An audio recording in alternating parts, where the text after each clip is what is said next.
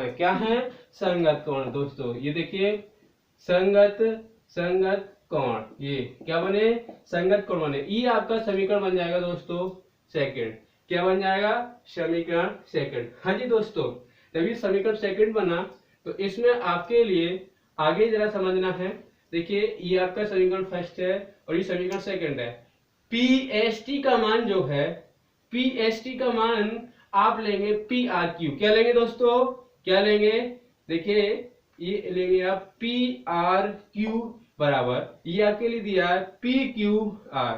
क्या दोस्तों?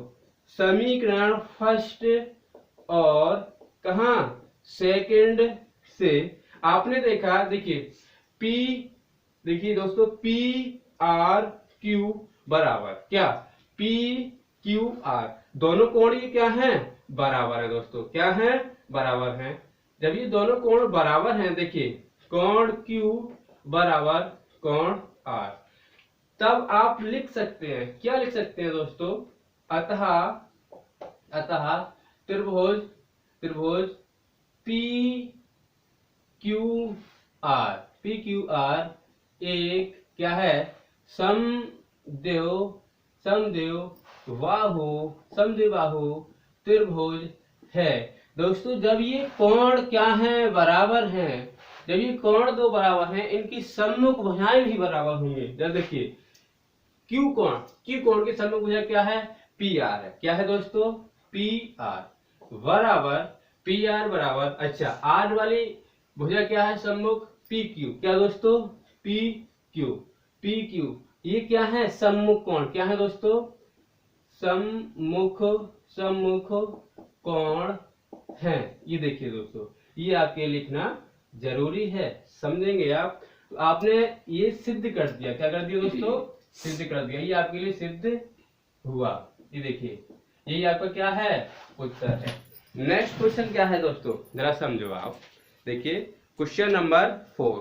Question number 4 में बोला है यदि कौशी बराबर वर्गमूल 3/2 हो तो sin 2a का मान ज्ञात कीजिए। वेरी इजी क्वेश्चन है दोस्तों।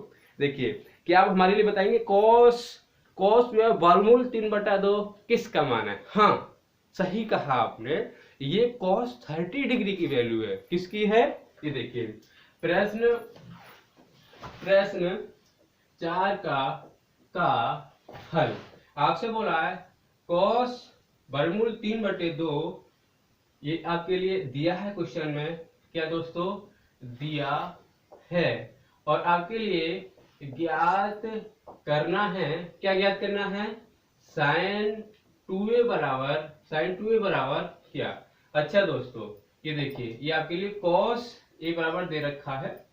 अब आप क्या करेंगे? देखिए cos a बराबर वर्गमूल 3/2, cos में ये किसकी वैल्यू है? cos ये 30 डिग्री की वैल्यू, cos से cos हटेगा, ये 30 डिग्री आएगा। आपके लिए क्या निकालना है? sin 2a निकालना है। दोस्तों जरा ध्यान दीजिए, sin 2a के लिए कितना लगाएंगे? 30 डिग्री, और 30 डिग्री 2 जा कितना होगा? ये sin 60 डिग्री। sin 60 डिग्री की वैल्यू होगी 3/2। आप लिखेंगे अतः क्या दोस्तों? sin 2a का मान कितना? वर्गमूल 3/2 है। ये उत्तर कंप्लीट। हाँ जी दोस्तों, आगे क्या बोला है? दर्शाइए कि 3 वर्गमूल 2 एक अपरिमेय संख्या है।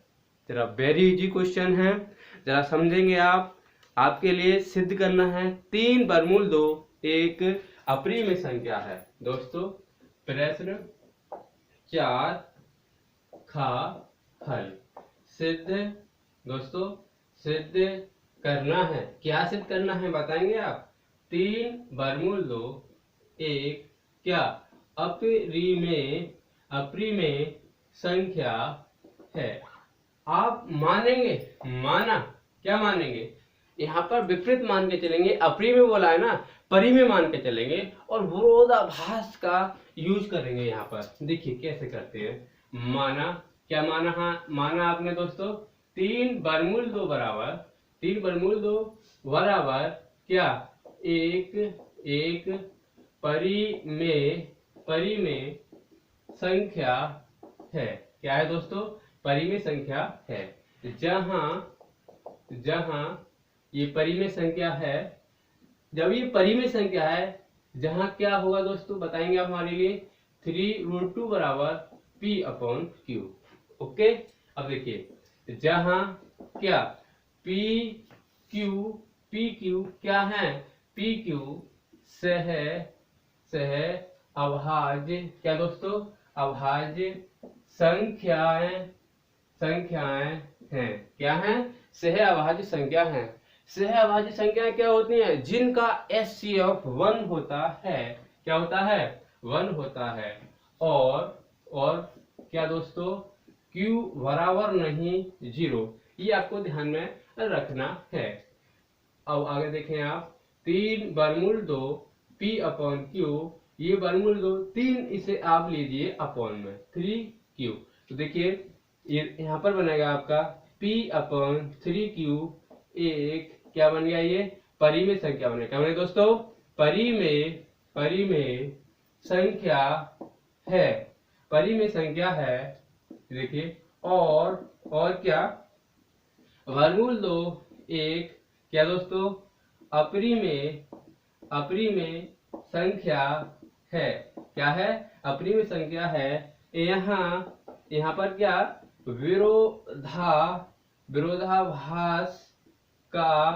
विरोधाभास प्राप्त होता है। क्या होता है, विरोधाभास प्राप्त होता है।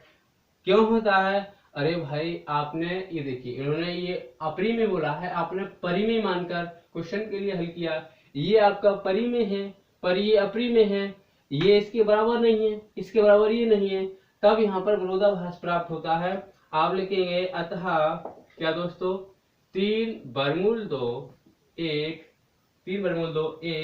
क्या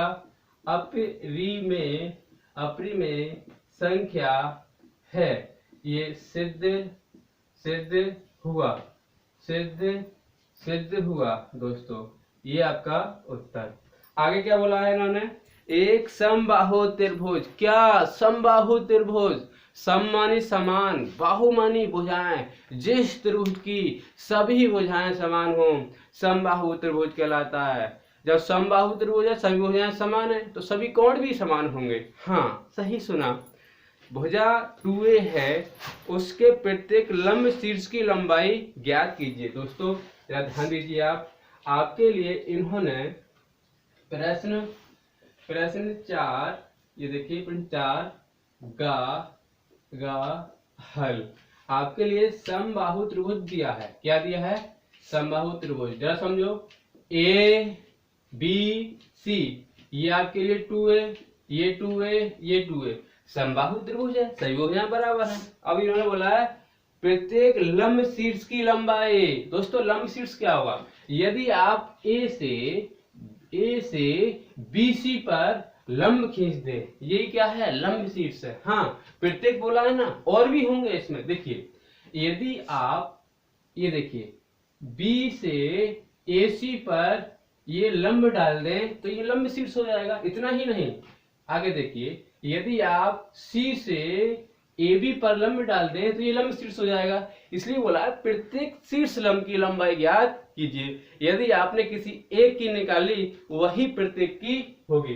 तो आगे जरा समझें आप, ये देखिए A से लंब डाला BC पर, तब देखिए ये आपका 2a है, और लंब का काम होता है विभाजित कर देना बराबर बराबर। तो ये आपका A होगा और ये भी A होगा। और यहाँ पर आपका राइट एंगल ट्रायंगल समकोण त्रिभुज बना, पाइथागोरस प्रमेय का यूज करेंगे। पाइथागोरस प्रमेय क्या होता है, सबसे बड़ी भुजा का वर्ग बराबर से तो छोटी भुजाओं के वर्गों का योगफल। जरा दोस्तों समझेंगे आप, ये देखिए यहाँ पर बनेगा आपका AB का वर्ग बराबर, देखिए AB का वर्ग बराबर, ये आपका बनेगा दोस्तों BD का वर्ग प्लस AD का वर्ग। इस बिंदु के लिए नाम दिया है आपने D। यहाँ पर आपने यूज किया है पाइथागोरस प्रमेय। क्या यूज किया है दोस्तों, पाइथागोरस प्रमेय। तो AB कितना है, AB आपके लिए कितना दिया है, 2a। क्या दिया है, 2a का वर्ग। और ये BD कितना है, A का वर्ग। और ये आपके लिए AD क्या है, ये है लंब, शीर्ष लंब, यही तो आपके लिए क्या करना है, जरा समझे। ये आपके लिए 4a² बनेगा ये ए स्क्वायर प्लस ये आपके लिए एडी, ये स्क्वायर इसका लिए पक्षांतर कीजिए आप दोस्तों, ये आपके लिए माइनस का बन जाएगा, ये आपके लिए एडी बनेगा। 3a स्क्वायर में से 1 स्क्वायर घटाएंगे 3a स्क्वायर बनेगा, ये आपके लिए एडी। दोस्तों ये देखिए इस पे क्या है दोस्तों, स्क्वायर है, समझे, इसे नहीं छोड़े आप। ये क्या बनेगा यहाँ पर जरा समझे, वर्ग घटेगा वर्गमूल बनेगा, 3 स्क्वायर ये देखिए वर्गमूल, ये आपके लिए एडी, जरा समझे दोस्तों एडी। तो स्क्वायर है ये, ए आ जाएगा बाहर, ये आपके लिए वर्गमूल 3। तो आप ध्यान रखेंगे समद्विबाहु, समबाहु क्या दोस्तों, समबाहु, समद्विबाहु नहीं, समबाहु त्रिभुज में शीर्ष लंब की लंबाई जो होती है वर्गमूल 3 गुणा ए होती है। आप लिखेंगे अतः, अतः क्या दोस्तों, समबाहु त्रिभुज, त्रिभुज की लंब, लंब शीर्ष की क्या दोस्तों लंबाई कितना भैया, ये आपके लिए लिख रहा है ए गुणा वर्गमूल 3 मात्रक है उत्तर। ओके दोस्तों, आगे प्रश्न समझेंगे आप। देखिए आपके लिए प्रश्न संख्या 4 का घ क्या बोला है, एक समद्विबाहु त्रिभुज की रचना कीजिए जिसका आधार 8 सेमी तथा ऊंचाई 4 सेमी। वे फिक्र दीजिए, बहुत आसानी से समझें आप बारी बारी से। ये देखिए एक समद्विबाहु क्या बोला है, सम मानी समान, द्वि मानी दो, बाहु मानी भुजाएं। जिस त्रिभुज की दो भुजाएं समान होती हैं वह समद्विबाहु त्रिभुज कहा जाता है। देखिए कैसे बनाएंगे आप, इन्होंने आपके लिए क्या दिया है, आधार दिया है दोस्तों, क्या दिया है आधार। ये देखिए ये आप BC आधार 8 सेमी लीजिए, कितने लीजिए 8 सेमी। इन्होंने बोला है ऊंचाई 4 सेमी है, कितना है ऊंचाई 4 सेमी है। इस भुजा का अर्धक कीजिए, अर्धक कैसे करेंगे, किसी भी भुजा का यदि अर्धक करना है तो आधे से ज्यादा दूरी लेनी है आपके लिए प्रकार में, और एक ऊपर चाप मारना है एक नीचे चाप मारना है। कहां से, दोनों बिंदुओं से। अभी आपने B से मारना है, अब आप C से मारेंगे। देखिए ये देखिए अब आप इसे मिलाएंगे, क्या करेंगे दोस्तों मिलाएंगे, ये देखो मिलाया, इसे आप नाम दीजिए D। और यहाँ पर ये चाप एक दूसरे के लिए काट रहे हैं, इसे नाम देंगे आप A, क्या नाम देंगे A। और अब आप यहाँ से और दूरी नाप लीजिए, ये दूरी जो आपके लिए कहां तक ले जानी है, 4 तक ले जानी है। कहां तक, 4 सेमी तक ले जानी है। जहां चाप काटे जरूरी नहीं कि वहीं आपकी 4 सेमी बने, ऊपर बन सकती है नीचे भी बन सकती है। ये आपकी दूरी कितनी हो गई 4 सेमी मान के चलिए। ए के लिए B से मिलाएंगे और ये ए के लिए C से मिलाएंगे। ये AD और AC जो होगा ये दोनों भुजाएं बराबर आपकी आ गई। अच्छा ये आपका क्या बन गया, समद्विबाहु त्रिभुज बन गया। हाँ इसमें आप रचना लिख सकते हैं। देखिए रचना, रचना में क्या करेंगे आप, देखिए नंबर 1 सबसे पहले क्या किया आपने, 8 सेमी का रेखाखंड, 8 सेमी का BC रेखाखंड खींचा। क्या किया, खींचा। अच्छा दोस्तों फिर आपने क्या किया, रेखाखंड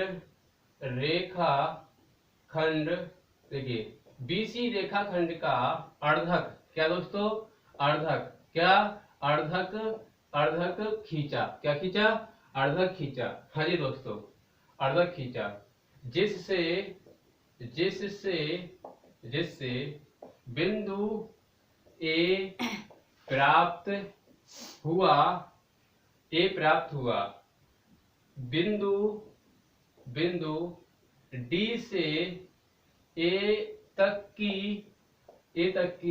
दूरी कितना, 4 सेमी है, 4 सेमी है। दोस्तों आगे समझेंगे। A को B से मिलाया, ये देखिए आगे क्या है, A को किससे, C से मिलाया। जरा आगे समझे, आगे क्या है, जिससे त्रिभुज ABC प्राप्त हुआ। नंबर 4 अतः अभिष्ट त्रिभुज, ये देखिए ए बी सी सम दिव बाहु प्राप्त हुआ। यही क्या है आपका उत्तर है। कंप्लीट। आगे इन्होंने क्या बोला है दोस्तों जरा समझें। अच्छा जी, प्रश्न संख्या 5 करेंगे दोस्तों। क्या करेंगे? 5। पर उससे पहले निर्देश पढ़ लीजिए। अच्छा जी, प्रश्न संख्या 5 तथा प्रश्न संख्या 6 लघु उत्तरीय सेकंड प्रकार का है। प्रश्न संख्या 5 में से किन्हीं दो खंडों को तथा प्रत्येक संख्या प्रश्न संख्या 6 में से किन्हीं दो खंडों को हल कीजिए। आपके लिए 4-4 खंड दिए हैं, 2 खंड छोड़ने हैं, 2 खंड करने हैं, पर यहाँ पर हम आपके लिए सभी कराकर चल रहे हैं। ध्यान रखें, परीक्षा में जितना पूछेगा उतना ही करेंगे, एक्स्ट्रा नहीं करेंगे। हाँ जी दोस्तों, अब आप पढ़ेंगे प्रश्न संख्या।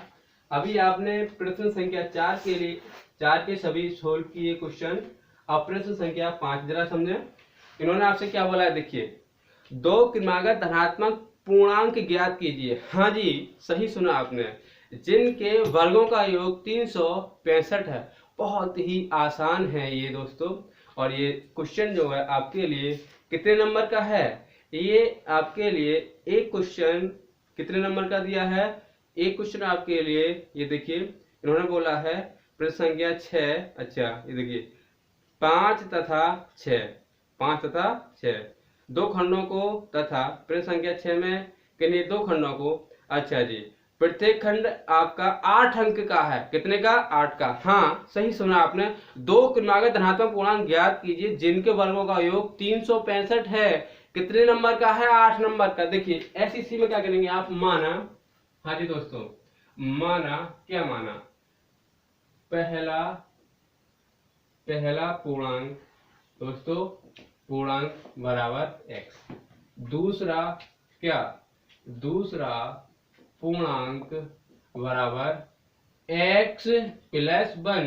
क्या समझे आप? x plus 1। देखिए क्रमागत, 2 क्रमागत धनात्मक पूर्णांक। धनात्मक पूर्णांक क्या है? क्रमागत संख्या क्या है? देखिए 1 2 3। तो आप इसमें क्या देख रहे हैं? सबसे पहले आप एक है आपका, फिर इसमें क्या हुआ भैया? इसमें 1 बढ़ गया तो 2 हो गया, 2 में क्या हुआ? 1 बढ़ गया तो 3 हो गया। इसी प्रकार आपने पहला पूर्णांक x मान तो x में आप 1 जोड़कर चलाएंगे। क्या जोड़कर चलाएंगे? 1 जोड़कर चलाएंगे। तो आपने x प्लस 1 कर दिया। हाँ जी, आगे क्या बोला है?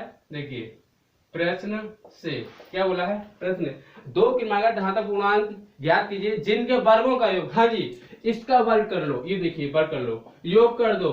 x प्लस 1, ये देखिए बराबर कितना? 365। कितना? 365। देखिए a प्लस बी का होल वर्ग क्या होता है दोस्तों? आप बताएंगे हमारे लिए।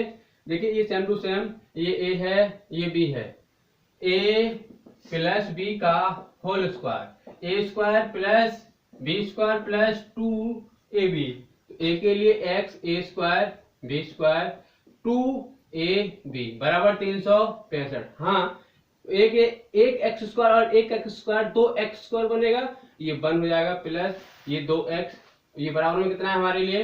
बराबर में दिया है 365। हाँ जी, ये समझे आप। 2x स्क्वायर प्लस का 2x, x वाला x के पास में प्लस का 1, ये माइनस का 365 बराबर 0। 2x स्क्वायर प्लस 2x, यहाँ से आप 1 घटा दीजिए, 365 में से 1 घटाएंगे तो माइनस का 364 आपका बचेगा। अब जरा समझो, यहाँ से 2 कॉमन लो दोस्तों, ये एक्स स्क्वायर, ये एक्स माइनस 2 एकम 2 अट्ठे 2 दूनी बराबर 0। ये 2 जाएगा बटे में x square plus x minus का 182 बराबर 0/2। जरा समझें, गुणा करके आपका 182 आए। क्या दोस्तों? गुणा करके 182। ऐसी 2 संख्याएं आप सोचिए, घटाने पर आपका 1 बन जाए। क्या बन जाए? 1 बन जाए। देखिए यदि आप 14 गुणा 13 करेंगे, जरा समझते हैं क्या 182 बनेगा। देखिए 3 चौक 12, हासिल 1, 3 एकम 3 और 1 4। ये देखिए 1 चौक 4, 1 एकम 1, ये आपका भैया 2, ये 4 4 8, ये 1। हाँ जी, आपने सही सोचा है। यदि आप 14 में से 13 घटाएंगे, आपका 1 बचेगा। यदि आप इसका आपस में गुणा करेंगे तो 182 होगा। आप यहाँ पर लिखेंगे एक्स स्क्वायर प्लस, ये देखिए 14 माइनस 13, ये एक्स माइनस 182 बराबर 0। ये एक्स स्क्वायर प्लस ये आपका 14x माइनस का 13, x माइनस का 182 बराबर 0। यहाँ से x कॉमन लो, x प्लस 14 माइनस का 13 कॉमन लो, 13 एकम 13, कितना लेना, यहाँ पर 5 बचा 52 हो गया।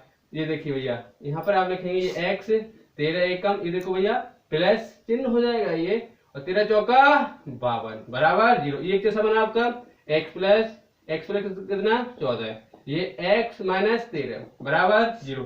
क्या है दोस्तों, यदि करेंगे x प्लस 14 बराबर 0, x माइनस 13 बराबर 0, तो x बराबर कितना बनेगा, ये देखिए 0 माइनस प्लस हो जाएगा, माइनस होगा 14। ये तो आप यहाँ पर करेंगे, देखिए x बराबर 0, ये देखो माइनस है प्लस हो जाएगा 3। दोस्तों यहाँ पर ध्यान दीजिए x बराबर, जब ये देखिए माइनस 14 में से 0 घटाएंगे तो माइनस 14 ही रहेगा, और यहाँ x बराबर प्लस का 3 है, प्लस 3 में से 0 जोड़ेंगे तो 3 ही रहेगा। ये माइनस है ना, ये अमान्य हो जाएगा, क्या हो जाएगा, अमान्य हो जाएगा। क्यों ये अमान्य होगा और ये आपका मान्य होगा, ये क्यों मान्य होगा, देखिए ये माइनस पूर्णांक है, ये धन पूर्णांक है, इसमें बोला था धनात्मक पूर्णांक, तो आपके लिए धनात्मक पूर्णांक निकालना है। ठीक है, ये जो x है आपका, अब आप आगे क्या करेंगे जरा समझो, आप लिखेंगे पहला पूर्णांक बराबर x के लिए आया 3। दोस्तों दूसरा पूर्णांक बराबर कितना भैया जी, x प्लस 1, x के लिए 3 प्लस 1 कितना होगा 4 होगा। अतः क्या दोस्तों, अतः दो क्रमागत ये देखिए धनात्मक, क्या दोस्तों, धनात्मक पूर्णांक, क्या पूर्णांक कितने हैं बेटा, ये देखिए बताएंगे आप दोस्तों, पूर्णांक कितना है यहाँ पर 3 और 4 है। अच्छा दोस्तों सॉरी, जरा ध्यान दीजिए, ये आपके लिए कितना है 13 है, यहाँ पर 13 है, ये कितना है दोस्तों 13 है, ये कितना है 13 है, कितना है दोस्तों 13 है, ये देखिए 13 है, 13 में एक जोड़ लो कितना हो जाएगा दोस्तों 14 हो जाएगा। तो यहाँ पर हमारे लिए 13 और यहाँ पर हमारे लिए 14, तो ये बना हमारा उत्तर, क्या बना उत्तर। दोस्तों आगे क्या दिया है हमारे लिए, उन बिंदु के निर्देशांक ज्ञात कीजिए जो बिंदुओं -1,7 और 4,-3 को मिलाने वाले रेखाखंड को 2:3 के अनुपात में विभाजित करता है। दोस्तों वेरी इजी तरीके से क्वेश्चन के लिए समझो, आसानी से ध्यान से समझो, जरा आपके लिए अच्छा करके आना है पेपर, कोई भी क्वेश्चन छोड़ कर नहीं आना है, जरा इसलिए मेहनत कीजिए अच्छे से। हाँ जी, क्या बोला है इन्होंने, प्रश्न 5 का हल, क्या बोला है, उस बिंदु के निर्देशांक ज्ञात कीजिए। हाँ, किस बिंदु के निर्देशांक, जो बिंदुओं -1,7 और 4,-3 को मिलाने वाली रेखा को 2:3 के अनुपात में विभाजित करता है। जरा समझो दोस्तों, देखिए ये आपके पास एक रेखाखंड है, क्या है, ये आपका ए बिंदु है दोस्तों, देखिए -1,7, ये है बी बिंदु 4,-3, यहाँ पर कोई बिंदु पी लीजिए x, y, ये विभाजित कर रहा है 2:3 में। तो देखिए ये हमारा m1 होगा और ये m2 होगा, ये x1 और ये y1, ये x2 और ये y2। विभाजन फॉर्मूला लगाएंगे, क्या करेंगे, विभाजन फॉर्मूला। कोई भी फॉर्मूला आपके लिए ऐसा ना हो याद ना हो, सभी फॉर्मूले याद करने हैं बारी बारी से। ये देखिए तो विभाजन फॉर्मूला क्या हुआ दोस्तों, देखिए विभाजन सूत्र x, y, ये देखिए यहाँ पर लेंगे आप m1 प्लस m2, ये देखिए m1 प्लस m2, जरा समझे, यहाँ ये m1 प्लस m2, आगे देखिए यहाँ पर ये x2, ये x1, यहाँ पर ये y1 और ये y2। ये क्या है, विभाजन फॉर्मूला है x, y। आगे समझते चले आप, ये देखिए ध्यान दीजिए, m1 m2 कितना है, m1 के लिए 2 और m2 के लिए 3, ये 2 ये 3, ये 2 ये 3। हाँ जी दोस्तों, आगे क्या बनेगा, ये 5 बनेगा, यहाँ पर कितना बनेगा, ये भी आपका 5 बनेगा। दोस्तों जरा ध्यान दीजिए, ये 2 ये कितना 3, ये 2 ये कितना 3।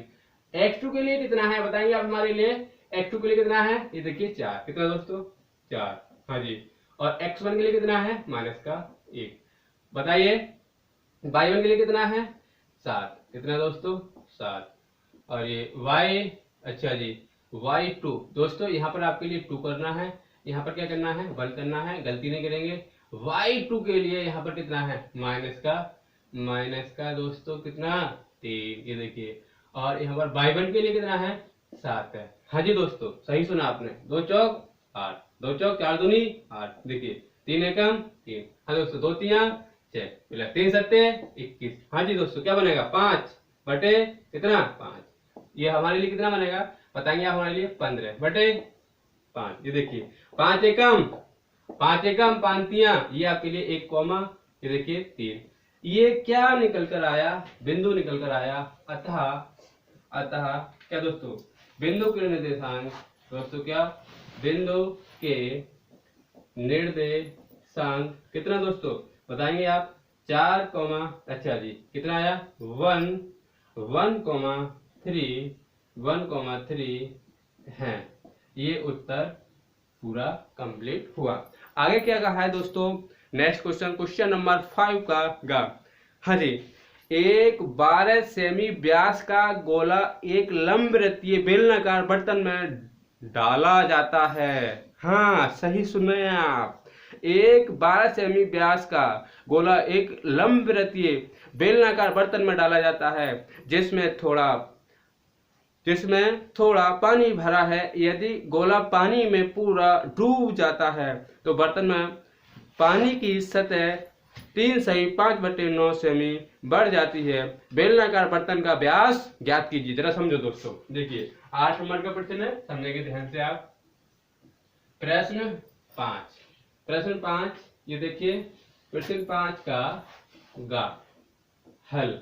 हाँ जी, गोले क्या दोस्तों गोले का व्यास, क्या गोले का व्यास d बराबर 12 सेमी और d के लिए 2 गुणा r, ये देखिए 2 एकम, ये देखिए 2 छिक्का, r बराबर कितना दोस्तों 6 सेमी।